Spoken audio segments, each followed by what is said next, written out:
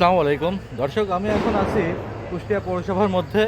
কুষ্টিয়া পৌরসভাতে কিন্তু আবার young generation মানে টিনেজাররা, যাদেরকে এখন আমরা জেন জি বলি, তাদের একটা দারুণ একটা ঈদ উদযাপনের ব্যাপার আছে। ওই যে আমার পেছনে দেখতে পাচ্ছেন যে একটা আলোকসজ্জা, তো ওখানে কিছু সময়ের মধ্যেই একটা গান বাজনার অ্যারেঞ্জমেন্ট করা হবে।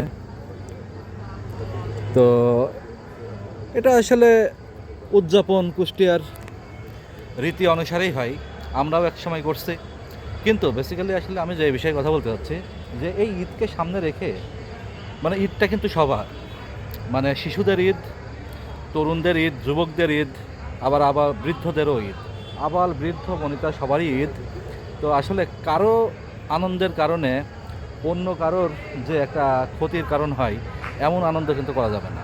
আমরা অনেকে বাইক ড্রাইভ করি, তরুণরা বা যুবকরা যারা বাইক ড্রাইভ করে অন্য অনেক অনেক মানুষকে কষ্ট দিই, নিজেরা তো অ্যাক্সিডেন্টের শিকার হই, পাশাপাশি একজন নিরীহ মানুষকে নিয়েই কিন্তু আমরা অ্যাক্সিডেন্টের শিকার হই। তো মানে ঈদ শেষে সারা কুষ্টিয়াতেই অনেক সময় দেখা যায় যে বিভিন্ন জায়গা থেকে অন্তত 8-10টা মানে প্যাথেটিক হচ্ছে অ্যাক্সিডেন্টের ঘটনা আমরা শুনতে পাই। এই যে বাইকের ব্যাপারটাই বেসিক্যালি এটা মানে খবরের শিরোনাম হয়।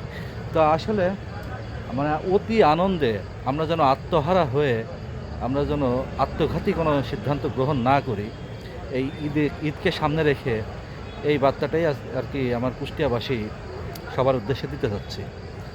আমি এখন দাঁড়িয়ে আছি কুষ্টিয়া পৌরসভার মধ্যে। তো পৌরসভার পুকুর পাড়ে, তো এই জায়গাতে আসলে স্মৃতি বিজড়িত এই জায়গাটা যখনই আসি তখনই ভালো লাগে। ঈদের ভেতরে অনেক মানুষের সমাগম হয়, এটাও অনেক ভালো লাগে। তো এজন্যই আসা। তো আশা করছি এই ঈদ আপনারা পরিবার পরিজন নিয়ে নিজের পরিচিত গণ্ডির মধ্যে সুন্দরভাবে কাটাচ্ছেন।